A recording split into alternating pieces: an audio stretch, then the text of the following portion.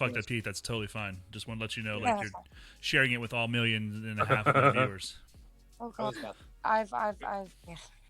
And don't forget, your mom will be upset too. Yeah. And my mom can go fuck herself. So. Hey, oh, my mom had That's not nice to your mom. my mom was watching. She just dropped off the viewer list. Thanks. The last time I talked to my mom, she told me to go fuck myself. So it's been over a year. Your mom is not my mom. Last time I talked to her, she said, "Are you taking care of yourself, son?" Are you still washing behind your ears? last time I talked to my mom, told me that thunder was the angels bowling. Anyways, That's didn't true. even- That's provable. That's scientific fact right there. That's what I was moving furniture. And listen, like God pisses down your neck every day, but only drowns you once. But only drowns you. What? I've heard that. That's from this book. Wait, no, it was from the last book. Yep, that's what Eddie said whenever he was coming out of his shit. Yeah, that was an Eddie.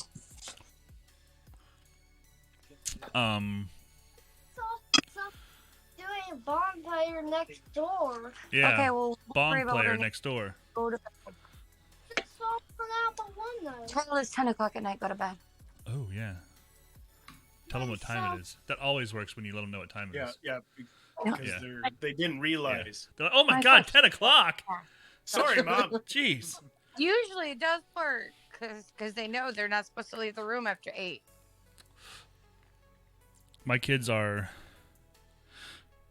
currently telling me that time is a construct, and Oh,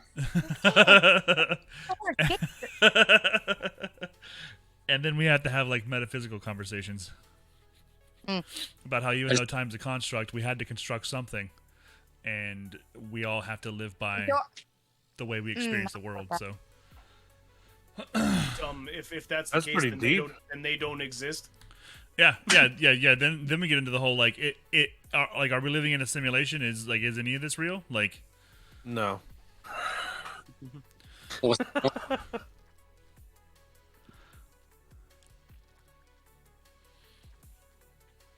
the point?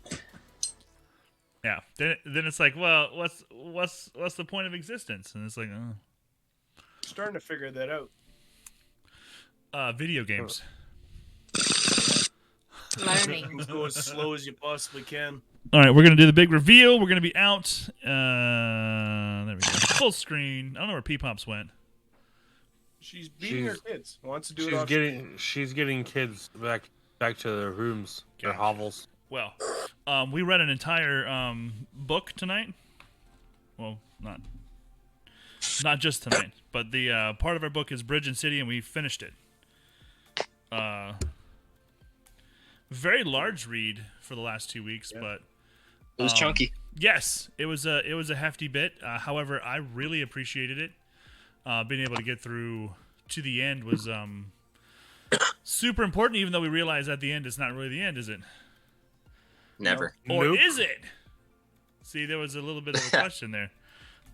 We know that because we are later in time that it does actually finish. There's like a lot more books part of this, but we'll talk about it later. At the end, though, Stephen King's like, "Fuck this story," kind of. I'm tired. So we start with our Heroes 5.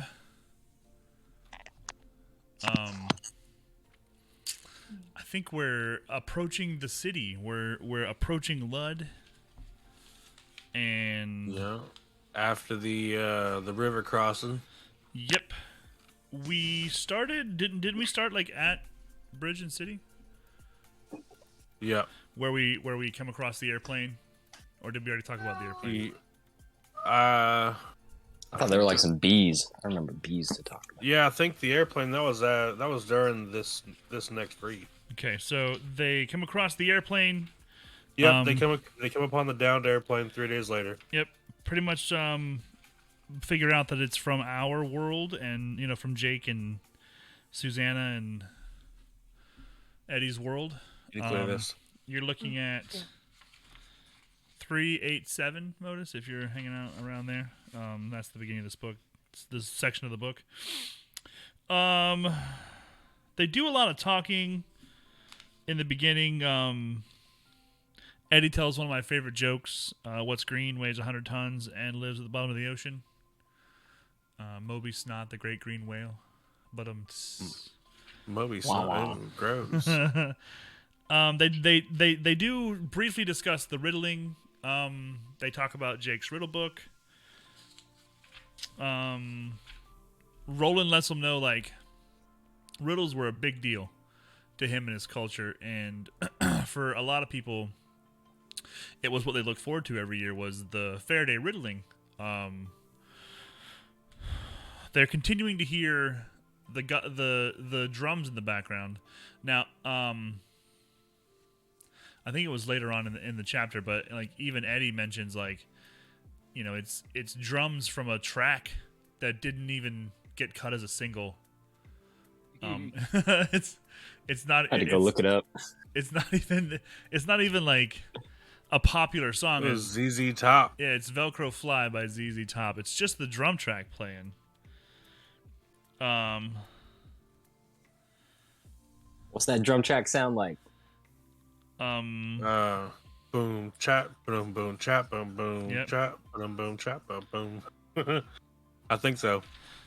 Pretty much. It's a pretty basic drum beat there. The next 4 days were uneventful. They definitely hear some bees, and I think Modus was talking about the bees.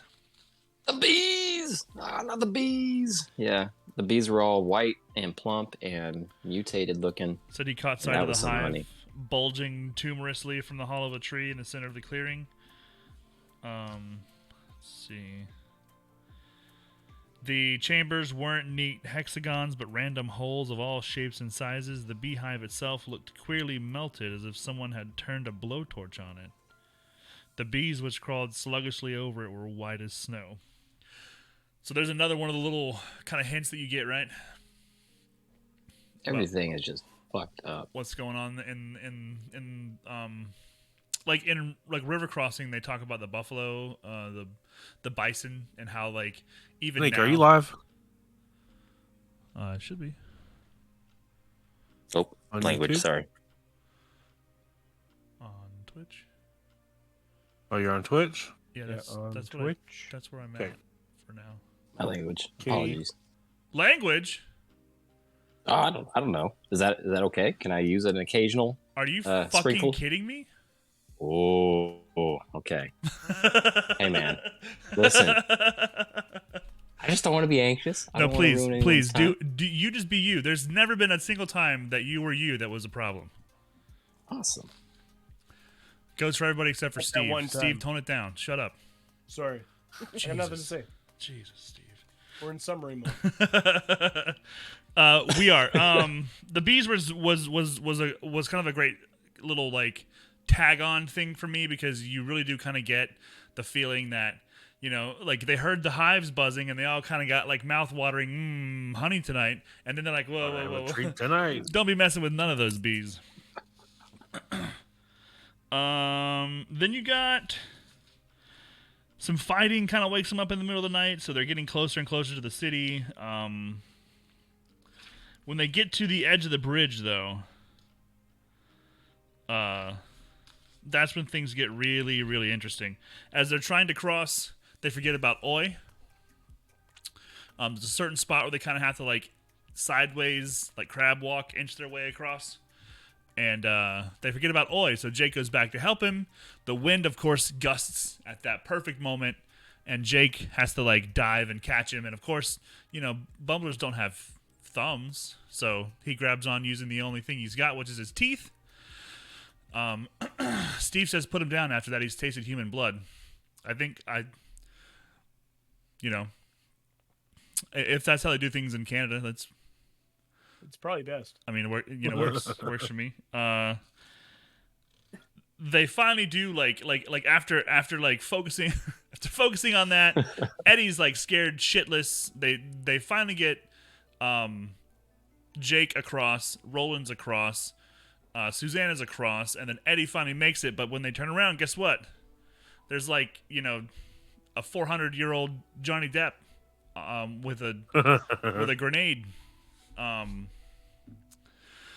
tells him like, "Hey, if you want to live, give me the boy." Calls him a pube, which is another part of like where we're hearing these Greys versus pube thing going on. You even heard it back in River Crossing. Like it's the people inside the city are fighting, and he pretty much holds them hostage. And Roland says that he'll come get him. So old gross man named Gasher runs off with the boy. Roland He calls him a squint. calls him a A squint squint too. quite often. Roland tells Eddie and Susanna, "Don't follow. Go find Blaine. When you get there, just shoot your gun every half an hour. I'll find you. I'm going to go after Jake." So, nightmarish trail underneath the city, under the junk, through the sewers, into almost like a bunker of some kind, some crazy tunnel, even like lower than the sewers in the city. And Gasher and Jake make their way past these booby traps and trip mines and this whole thing. I thought of the room in, spoiler alert, Loki, the series, Which room? on the room where multiple Lokis have been. That's Yes. what kind of smorgasbord The bunker. I'm thinking Yeah, of. totally. Yeah. Okay. If you haven't seen the Loki series, you should, because it's awesome. But also, there's a room in there where the Lokis are hiding It's at like the a end of time, ragtag. and it is just full of shit, random junk stuff. When Gasher and Jake make it to the doorway, Gasher forgets the password. Oh, shit.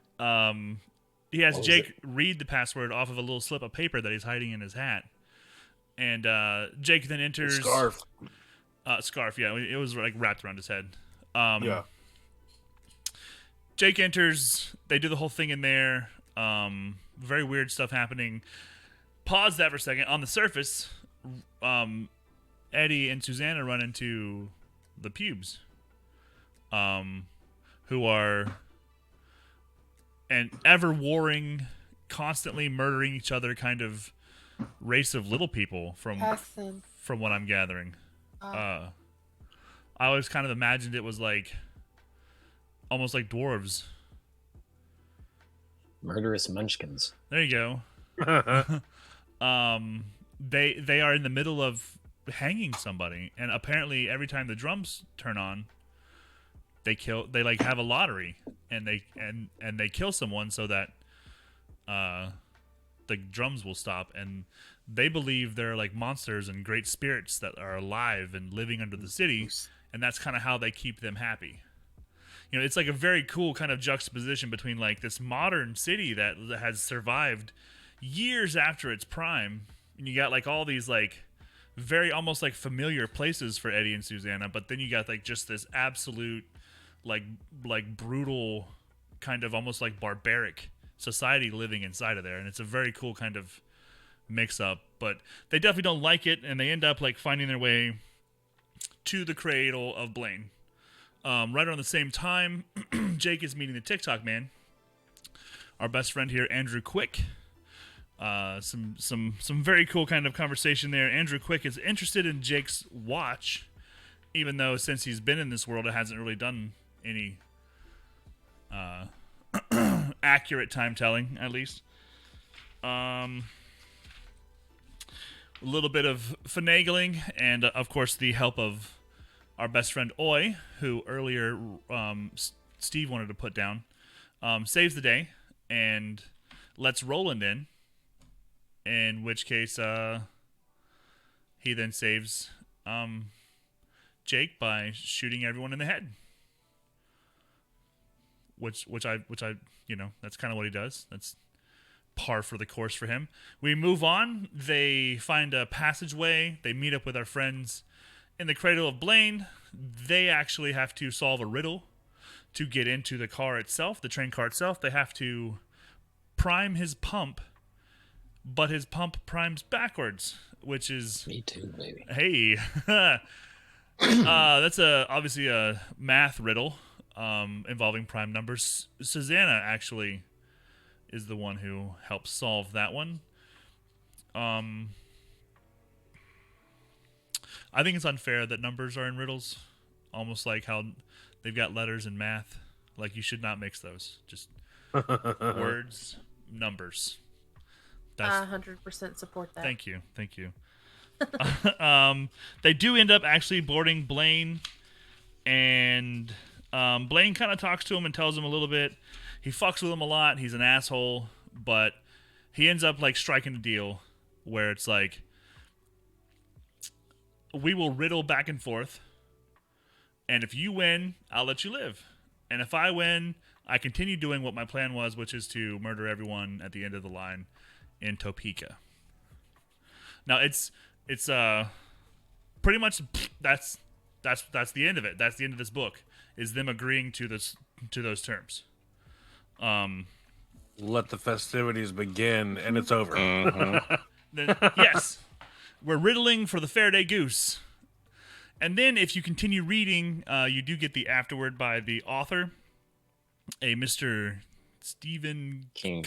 Is that how you pronounce it? Am I King saying Steve. that Stefan Kainji. Stefan Kainji, thank you. I knew it was something foreign. He says, like, in like no uncertain terms, like, I don't think I'm gonna come back to this for a long time. He said that If he's ever. like in that he was already working at it, but he needs to leave it where it's at the moment. Right. He'll come back to it later, maybe, if the fans want it. If I am not mistaken, Wastelands was what, late 80s or 90s? 90s. I think 94. 90 something. I got 91. Wasteland, I think for Christmas or my birthday, and that's the last one I ever read. 91. And I don't know if it's because of the afterword. I said, okay, enough of that. Grade Steve's 11. like, oh, well, that's the end of that one. oh, wow, so 90 much for that story. We'll never find out. For context, 97 or 98 was Wizarding Glass. Yeah, It was that's before Stephen King's car accident in 99. correct. That was Remember Busy then. that was the next part. Was he didn't continue for almost a decade. It was like 7 or 8 Steve. years. Steve made that video for us. Yeah. You got to read it, Steve. Whenever I'll it read restarts, mine. obviously. What? Answers may never. Scream each one of those. Steve learned to code just to code that. These answers may That's never awesome. come. That is so cool. I really enjoyed the part where they were looking at the airplane in the beginning, and Jake finds out that it's got like a swastika on the wing, and that it's from our world.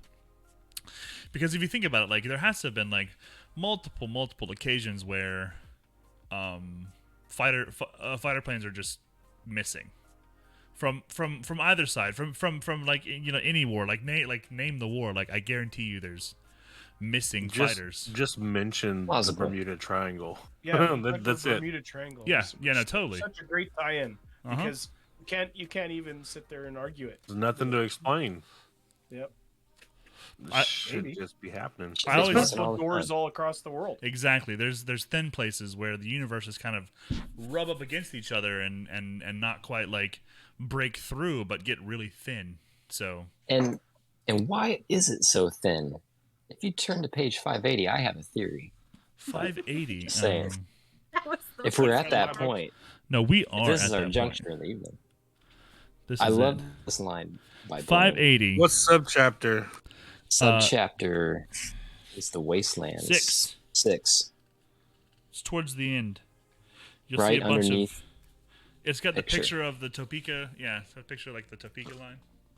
Okay, yeah. Mine's Okay. 566. Okay. I got no clue what these are, but he's talking about the distance and how it used to be 8,000 wheels or 7,000 miles, if you prefer that unit measure, or Mhm. it used to be much less. But that was before all temporal synapses began to melt down. I'm like, what the? What do you mean temporal synapses? Susanna asked. Blaine laughed his nasty laugh, but did not answer her question. There's a couple of times where he's been kind of ignoring them, especially when they try to dig deeper into anything like Or of his motivations or anything of like, well, how does that make sense, Blaine? You know, and he's just kind of like, he's like Roland. So you're saying that what, it's possible because of the world's this world like moving on, and it is expanding and collapsing and changing size and whatnot, that it's then rubbing up even more against the other worlds, maybe. Like Yeah. it's like expanded beyond its usual spherical shape in certain places. Well, If you think- I'm almost thinking like the tether between the worlds is like, getting loose. Like the connection's getting more staticky. See, I always thought of it like, because a lot of times he mentions like the worlds are next door, like just next door. It's like, I always imagined it like each world is like a bubble in a big like mass of bubbles, and like normal bubble behavior is like not to touch but to stay close, and then you have some of those worlds that are like attached, like the bubbles attached to each other, and that flat place in the middle is kind of like where they overlap. Yeah. But you're saying that like the worlds are like tethered by something, and that maybe that tether is what's been pulling harder. I almost wonder if it's like, breaking into these other worlds, like these connections came from somewhere, right? Yeah. They didn't just start because they've been around for a while. Right. Yeah. Like why are all these wow. doors around if no one's been walking through them? But people in our world are drawn to it, as we saw with Jake and the Key. Well, probably other worlds too. Then, right? Like wouldn't it then follow like that not just people from our world, but people from all the worlds are gonna feel the different places and be able to like tell like something's not. Well, Yeah. the demon was pulled to the doorway. That's true. I thought that was because they maybe invaded his circle of the standing stones. He got like some kind of like doorbell, ding-a-ling-a-ling-a-ling-a-ling. Someone's at the front door, and he's like, "Yo, Quite literally. let me get my ding-a-ling." Oh my. So, if you think about whenever they left Lud, the space after, like they went through this wall, and then the ground just dropped. Right, and then you're actually in the actual So- wasteland. That's how things are separating. It's like a sort of like the plates are shifting away from each other to create huge crevasses. Yeah, because look, like the beginning of the line was Lud, and the end So of do the you line think is that- Topeka. Yeah. So do you think that Midworld is sort of lining up for a new connection? Like I think Midworld has moved on. Midworld has moved on. I'm not sure that it can come back. Well, it says that the light's going out, so it's just gonna dissipate, right? If it keeps separating, it's just gonna Just kind of fade. kind of implode on itself. What if? Well, there okay. was a part that she mentioned about how the sun was going down and that on them soon. Like it's ending Yeah. and everything is not coming back. So yeah. Yeah, Aunt Talitha was saying that. Do inevitable. So how do we like our friend Gasher? Oh, that pus-filled thing. Some of the shit that came out of that man's mouth. He was a dirty, dirty, dirty old man. He definitely For was. me, He was the best. his eyeball, his pus-filled eyeball, he wiped his. Because I There's just got into this part, and it's mentioning about wiping out like the pussy stuff from his eyeball. It's like, oh, that's so gross. There's a Mint part jelly. where he talks about getting face to face with Jake, telling him he's gonna rip his tongue out, and then he's like, "And you can bite me if you want to, because what I got runs in the blood." It'll just be a few days before you have your own little sores yourself, like bleeding out on your face. Yeah. He's one of those characters in literature where you have no problem drawing him in your mind. Yes. You are given more than enough, and I imagine him like a You little have the troll picture. version of Johnny Depp. That was the first thing, like, because he's like kind of a pirate, right? Yeah. The whole time when I was reading this section, it was like in comic book style for me. Right on. Yeah. Which is like really weird because I'm not a fan of comic books, but I thought I don't know why I envisioned it that way. You know what, Sneak? I kind of got like a Colin Farrell Bullseye vibe just from his craziness. Yeah. I mean, Oh. what? Okay, Jim Carrey from The Bad Batch. Except for that character I did doesn't not talk. know that. Oh, I don't man. either. Let me just show you Jim There's Carrey a, from The Bad Batch. There's a part in the I have it. new Stephen King version of It where young Eddie runs into the diseased hobo. In the new movie, they made him very gross. But he had kind of the same like it was like a cloudy eye and like dripping open sores, and he was just like a disgusting like leper hobo person. And that's kind of like, you know, because Eddie was a hypochondriac, so that was his fear, was, you know, being around or being touched by someone who's just disgustingly contagious. And I kind of got the same kind of vibes like from I remember that. this guy. Like, he is just absolutely disgusting motherfucker. And you know, even the way he talks was you know, like an extension of that. And just the fact that like when he introduced it, like when the character himself was introduced, Oh, it's too bright. Oh, we could see it fine. yeah. But like when he's introduced though, like he outsmarts the gunslinger. Like he gets the drop on him. And I mean, like, you know, it was underhanded and not like fair the way that he approached the situation, but he took Jake from them.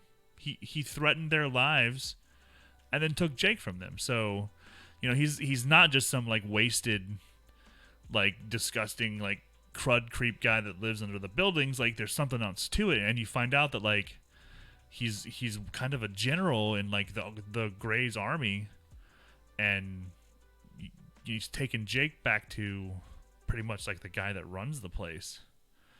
And when you meet that Told you guy, I'd get him, I would. who did you guys picture for him? TikTok? Yeah, TikTok man. Val He's Kilmer. tall. He's a big dude. Val Kilmer now or Val Kilmer like 20 years ago? Val Kilmer, like, beefed up. From like 20 years ago? Yeah. Okay. Green eyes. Like from Willow. Okay. But he yeah. needs to be bigger. Yeah. A big buff Mad Mardigan. Yeah. Well, like you said last week, Dolph Lundgren, I think he would fit in well. Yeah. Well, you actually said like what? Mickey Rourke? Yeah. Mickey Rourke. Yeah, like when I read it this time, that's who I pictured, and it totally fucking worked. There's some shit that happens like inside of his bunker too that kind of alludes to like a bigger plot. He's trying to figure out diode computers. It seems like he's like trying to like work his way into the machinery, like that's like running the city around him, because like once He wants to control it. Yeah, well, yeah, like once you get to where they're where they talk to Blaine, he pretty much tells him like, I've been running the city in my sleep. You know, like and all the shit that they've they're been also doing. running the drum track as well. Right, Mhm. right, and like all the shit that like they've been doing to like try to take over or take control, or whatever, like was never going to happen because Blaine has full control over everything. He is the ghost in the machine. Yep. There's one we haven't talked about.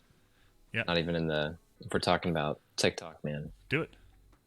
we should talk about the person who woke the TikTok man up. Yes, we thought he was done I love that part actually. The part where they because talk you never touch on that again, even by the end of the book. right.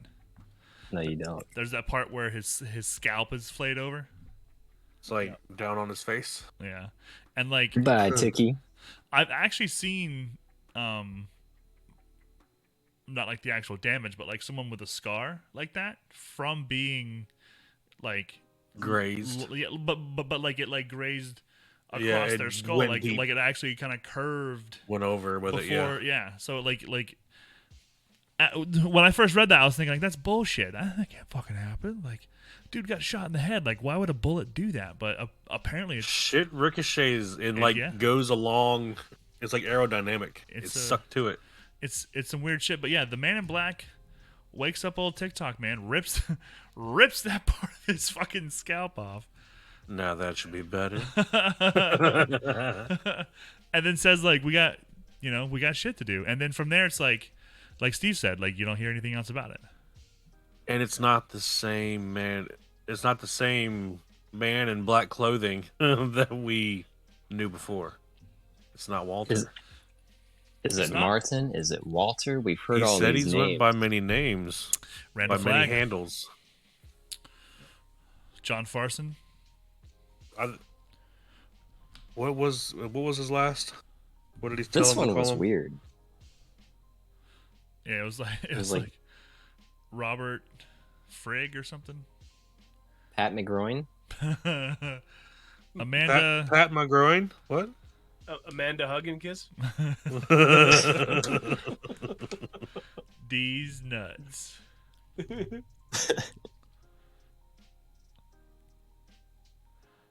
But yeah, it was a very funny name actually.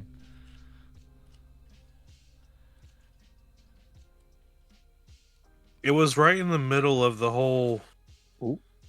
Blaine thing. Yep. I've been called the Ageless Stranger. Ageless Stranger is one that we hear over and over again. Call me Fannin. Richard Fannin. Richard Fannin, that's what it is. Not exactly right. Maybe think but of I reckon Fanny. it's close enough. It made me think of Fenrir.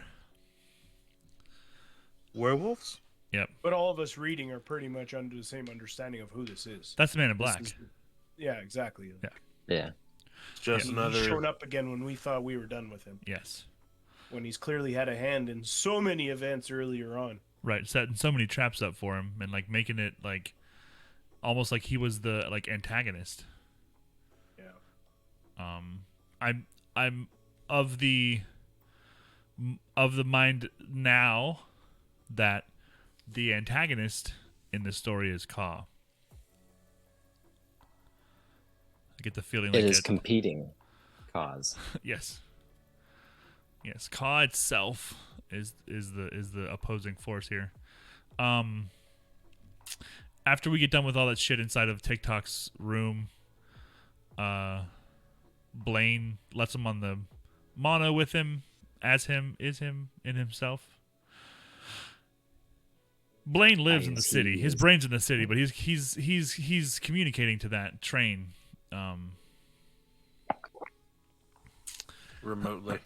But he also, as the mono is leaving the city, he releases gas. And he gasses the whole city. Yeah. That pretty much. What was he gonna do? Nuke it? I mean, effectively, that's what he did. He just killed everyone via gas. And the ones he didn't kill, he drove them nuts because they didn't know what to do with themselves. They were all jumping off buildings. That was a creepy few pages. That was one of the parts where you kind of like, Blaine is a pain. Like, what a jerk. Wow, they were right the whole time. The riddling thing, though, Blaine takes very seriously. Serious enough to where like he heard rumors of a gunslinger, and started laying plans for when he came through Lud, almost as if he knew he was going to make his way through Lud, almost as if someone's told him, and maybe even wound him up like a trap. And made it to where that's really the only way out of him. the city. Feels pretty railroaded. But it's almost like that was the only way, right? Well, even Jake, like 300 pages ago, said, "Nope, we're going this way. Just deal with it." We gotta get to the fucking train. And once they get on the train, it's a good thing they did. Well, like Roland pretty much has to like put him in his place so he can even like have a conversation with him, because he's just Thinks it's all powerful. there's a part where like Been he worshiping like the God for so long. yeah, like he said that he was built to serve the people, but then the people got strange and treated him like a god, so he decided he would fulfill that for them as like part of his service. They thought he was a god, so he became one. He also said his corruption, and I don't know if the corruption came before he decided to be a god or if the corruption was more new when Patricia ended up. Yeah. Well, he thought that was last month that happened, but the old people were like, no, that was 30 years ago. Yeah. So But that's the temporal fact that- synapses, maybe. well, the fact that Blaine couldn't figure out where his corruption was coming from makes me want to tie that to, like we were saying earlier, to the Man in Black, right? Or to something. Something.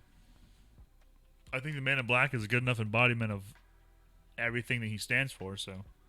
When they mention the synapses thing, I wonder if that's the reason why Jake's clock would go forward and backwards and so on Yep. and so forth. Like whenever the synapses makes messed up, sense, yeah. the clock would mess up too. Yep, and that's why also like the distances are strange and stuff too. Like they were talking about how how long it takes them to get to Topeka and however many hours, but it could be less or more depending because I don't know how the world's changed. I haven't been through this run in a long time, so even Blaine had no idea what was going to happen next. If it's farther, that would mean that the track is separated.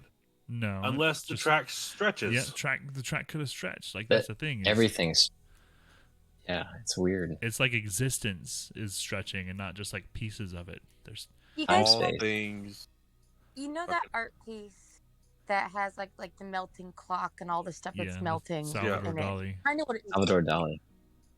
Yeah, that's what it kind of makes me think of. That it's kind of it's together, but at the same time it's not, Yeah, and it's like everything's like melted. I That- agree. like- And If that makes sense. well, but also you've got to think like, you're getting on a train in Midworld and you're getting off a train in Topeka. And that's just normal for him. That's like his normal run. Like he doesn't even blink at the fact, oh yeah, when I get to Topeka, blah blah blah. Like it's a normal thing for him to start here and then end up somewhere else. Like he does actually have quite a few references to certain actors. He even mentions like, do you want to hear some Wagog music? It's very much, popular on certain levels of the tower. On one of the top levels of the tower. Right, like there's like he's hinting at like knowing more and having very intimate knowledge of where Eddie and Susanna and Jake came from. As though it's just like his normal thing. Yeah, and like he's a crazy fucking AI that's like attached to a monorail. So So I was looking for that phrase, AI. I never saw it once, which I thought was interesting. I was looking for the actual term AI you know what, you're right. to relate to Blaine. I never saw it. Huh. Hold on. Now it's like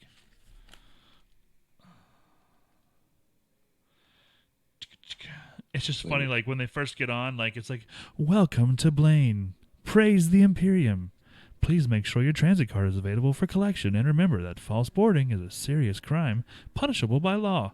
Like there's this nice like normal thing and then he's like, I think we can dispense with that boring old shit, don't you? Like, and he like record scratches, gets rid of like the normal stuff, and just like he has this completely different personality. Like it's this like. And don't forget, there was also the split personality going on too. Yeah, there's like Little Blaine talking at the same time.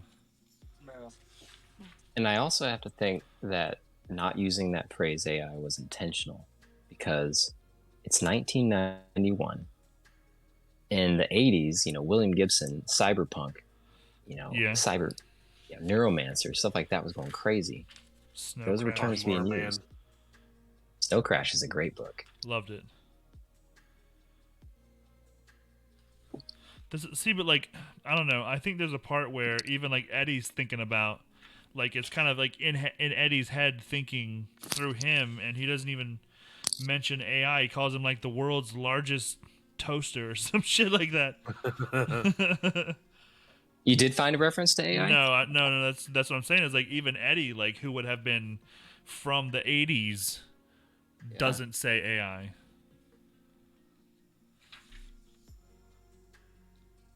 Yeah, great book. Go read it. I feel like Blaine just takes his job a little too seriously. Like they programmed him one way to like, you know, I don't know. My brain just said "fuck that" thought halfway through it. I'm so sorry. He took that god complex and Yeah. fucked with Patricia to essentially make her throw herself from the tracks into the river. That's true. So then, What happens if we come to the place where the track is gone? Eddie asked. At 800 miles an hour, Blaine sounded amused. See you later, alligator. After a while, crocodile. Don't forget to write. Don't forget to write. I like the callback. See you later, Patricia Gator. Yeah.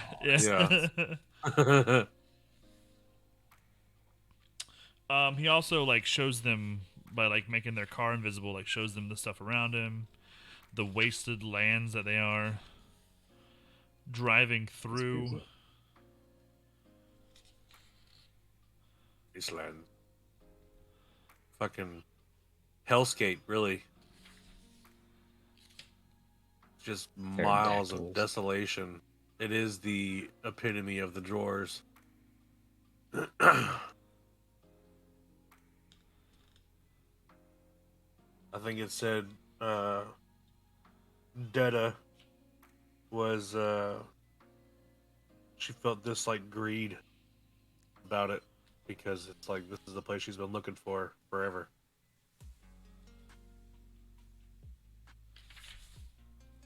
This is the place for all them for specials. See you later, Patricia Gator. So, at the very end of the book, Roland gets real serious. And he says, fuck you. He gets pissed off. And they have this conversation about, like, Blaine being rude. And then, like, why would we do what you want us to do if you're just going to kill us anyways? They strike this bargain. We will riddle you and you will riddle us, and whoever ends up being the riddle winner will basically be the one to like survive. The book ends. Stephen King says, "I'm done with this shit. Who knows how long it'll be? Leave me alone." It's been hard for me to get this shit together. And then here we are, like, you know, finish book 3. So we do kind of see a much different view of Roland in these last probably 2/3 of this book. You get a very up close and like kind of personal, like you see him doing. Hey, you know what? I got a different take on the afterword. Okay, yeah. I think that, you know, he also said that this is a book that wrote itself. And I think he just needs some time to take a retrospective on where the hell this was going. I could see that. And also with the gap between it, like, you know, older, more educated Stephen King versus like new scary idea. Don't know exactly how to get it out because maybe some of the ideas weren't fully there yet. Like he needed a few dots to be filled in before he could finish it. So like the time that I feel like he took between the books, you know, you really see where he added a few, if that makes any sense. So let's just point out some things here as well, like deep. The Gunslinger was originally published fully as a book in 82. Then you have 87, The Drawing of the Three, and then 91, The Wastelands. If you look, it's a lot of work to get these published. If you look in between there, after The Gunslinger, we got Christine, Pet Sematary, Talisman, Thinner, It, Eyes of the Dragon. After The Dark Tower, Drawing of the Three, we got Misery, Tommy Knockers, and The Dark Half. Stephen King mentions, if you've ever read the Tommy Knockers, that he was in such a blackout, drunken stupor throughout the writing of that book that he doesn't even remember it. But it was so fun to read. That is probably one of the wildest alien books I've ever read. Yes. Ever read. And I've read fucking Dreamcatcher. That one's wild as shit too. Yes. But Weasels. Tommyknockers is in a whole league of its own. After the Wastelands though, we get Needful Things, Gerald's Game, Dolores Love that Claiborne, Insomnia, Rose Matter, The Green Mile, Desperation, and The Regulators. Sounds like he came into like stronger female characters at that time. Definitely, I think a lot of those books were about women leads, like Gerald's Yeah. Game, Dolores Claiborne, Rose And Matter. Very, I love very all of strong, those. like women leads. And then you got Desperation and Regulators, which is very weird Western. It's like a demon infestation type story, Western style.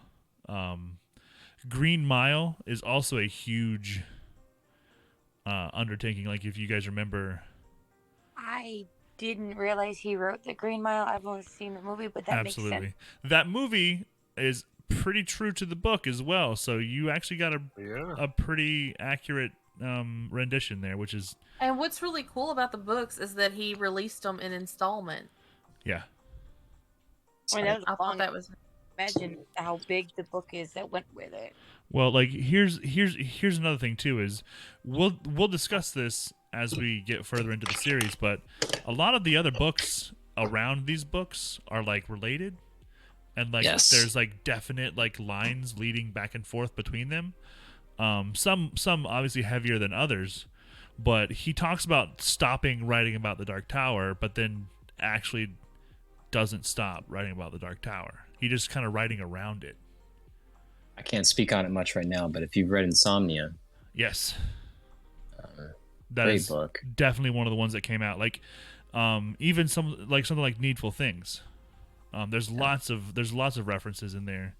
Green Mile especially has a very like, I guess Stephen King kind of vibe about, you know, just having this extraordinary thing happen, and then like even in the midst of all the turmoil and like heartbreak of your own life, like finding a way to turn it into a good thing too. So great stuff going on there. But then we get Wizard and Glass in 97. So he took a longer break between the books than he usually does. But he still came back to it in less than 10 years, and you know, busted one of the biggest books of the series. Yeah. Suck on that, George. Where's Wins a Winner, huh? That's book 4. I'm sorry. Sorry. I'm a little, No. little upset. We can get salty at George all the time, like every time. Like I'm a full supporter of kicking that old man in his ass to get these books out. He's got it. He'll get there. So like I guess what I'm saying is like there's gaps in between the books, but they're regularly like 5 to 8 years in between them. Sometimes less, sometimes more. But it's almost like they come out in their own installments. And at this point, he's kind of early on in the series and kind of says like, this might be too big for me. Like I feel like that's what he's saying at the end there. Like this might be too big for me, and I'm not ready. And I don't want to face this right now, and I'm gonna, you know, choose the easy way out, which is like to continue to get drunk and to continue to like just write what I think I want to write. Well, I think he talked about that at the end of The Gunslinger, where he's like, I want to write this epic story about all of this, but I'm not quite sure if I'm ready and when it's Yes. going to come to me. And Yes. he's now hit a point at the end of the 3 books where he's going, okay, I need to take another pause. But like you say, it still showed up in his other writings. But Yeah. in 91, there was no instant gratification society going on where Correct. you're like, you give me every episode. What are you doing tomorrow, Stephen King? I found you at the grocery store. Where the hell's my next installment? And 91 was we a good weren't- year. And we weren't on the internet going, Stephen King, what'd you do today? what's going to happen with Blaine the Train, and that's where we are now. It But is. He had the I would call it an the advantage. ability. Sorry, that was the word I was looking for. The advantage to be able to let it brew. Yeah. I've seen that happen with some of my favorite authors recently, where they've like had to release like 5 books in the last like 3 years because people are always harassing them.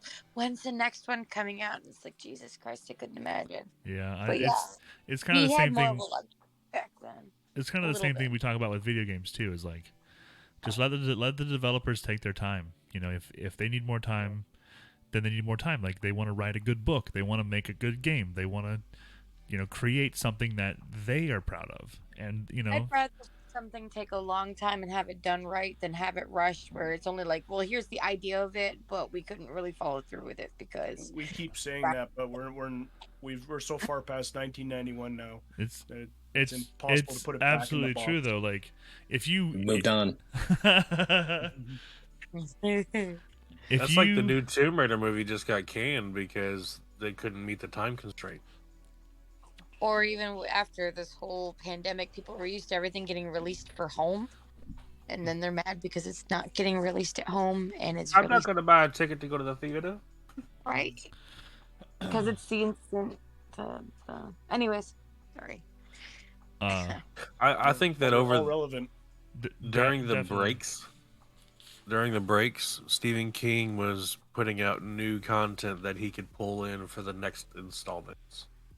Yeah. And I don't know about you guys, but I've noticed each book gains a little more maturity in the Yeah. characters. Well, that's Yeah. more and more sobriety along the way. That's true. Yeah. Thoughts are I more mean, clear, age as less well. muddy. yeah, I Life agree. experience. I think age Definitely and tough. experience definitely too. Like he's had more time to research things a certain way to understand how it works so that he can add it in.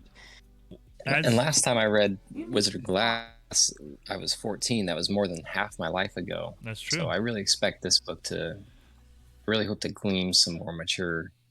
I was things out of 2. this one. I was 2 when this book was released. When was so it released? so you didn't really grasp 91. all, You just all of looked the at the themes. pictures? Yeah. Oh, my dad. I was in first grade. Charlie the Choo Choo. I was It was 0 to 1. I was 7. I was either still baking. Steve was like 45. That was only 10 years ago. After Wizard and Glass, and then he releases Bag of Bones, Girl Who Loved Tom Gordon, Oh, I love that one. Dreamcatcher, Black House, which is a part 2 to the Talisman, From a Buick 8, which is one of my favorite little short novella stories. But then in 2003 comes Wolves of the Kala, which is Dark Tower 5, And the best. and definitely one of the most fun, I think. Yes. Did you know that the Duffer Brothers are picking up a Talisman, Yes, series? absolutely, yes. If you didn't know that, now you do. They are going to make, I believe it's a movie, if not a TV series, about the Talisman, which is, I would say, I think it's a series. maybe a series would be better, anyways. But I would say it's a very fun, almost fairy tale like side companion to the Dark Tower. Both of the books are very good. The Black House being the much better one, in my opinion, because it's not the fairy tale; it's like the afterword. See, I didn't like the Talisman, but now looking back on it, I can appreciate it. Sure. I think it was my headspace at the time of reading it. Gotcha. But yeah, you're right. It is fun. Yeah, it's like, to me, that one's like the young adult fairy tale coming of age kind of story, like Stephen King Yeah. style. But also, like, he wrote both of those books with another author, with Peter Straub. So it's different enough to where it's like very very enjoyable to read, especially Black House. Black House was incredible to me. I really loved that one. After Wolves of the Kala, he goes right into Song of Susanna, and then right into the Dark Tower. 1, 2, 3. Full speed ahead. And then after that, You've got Cell, Lizzie's Story, Blaze, Doomickey, which is another one of my favorites. Under the Dome, which is a fucking Doom brick. McKee was one of Tam's favorites too. I love Doomickey. Under the Dome was actually the first Stephen King book that I had ever read. That one's a brick. That was a giant fucking like bookend. The series was Jesus Christ. 11/22/63, and then he releases the final book in the series, The Wind Through the Keyhole, which is supposed to go between, I think, 4 and 5. Yeah, it's like halfway between 4 and 5. So we're gonna read it in that order. Chronologically, correct. Yeah, we're gonna stick it where it goes. Probably read it in like one setting, if not two. Oh, it's that small? It's Novella. Not, it is not that big. I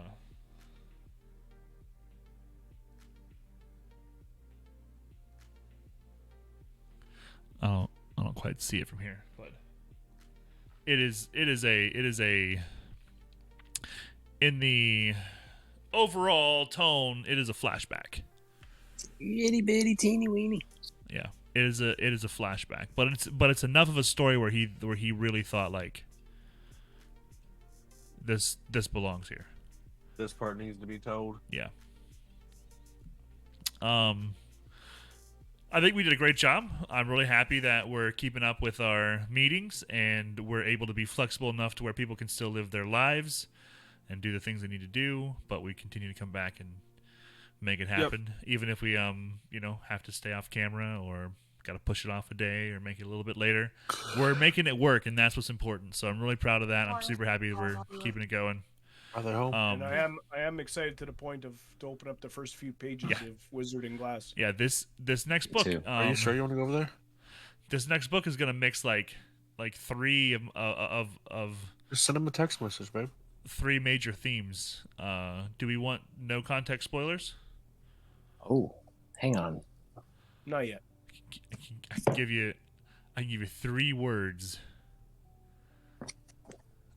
Wizard and Glass is Wizard and yes. So that's a good one. We're going to be talking about the Man in Black again and Tiki Taki. We will definitely meet. Was it Robert? More of Roland's friends. Yes. We will meet more of Roland's friends, and you will. Oh yeah, you're gonna. It said in the afterword, you're gonna hear a lot of Roland's life while growing up. Will also you will also get a scary witch. I really like Raven. Scary witch, and then Diarrhea. I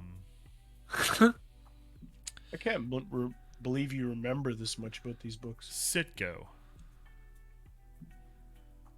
Cisco? Gas station. Gas station Sitco. CITGO. Sitco. I remember what's in that bathroom. There's some graffiti in that bathroom. What's the times word? you read What's the this word of book? this next one? That was actually what was my next thing. We're gonna repeat. Read it one time. The first one was Resumption. That was book 1. Book 2 is Renewal.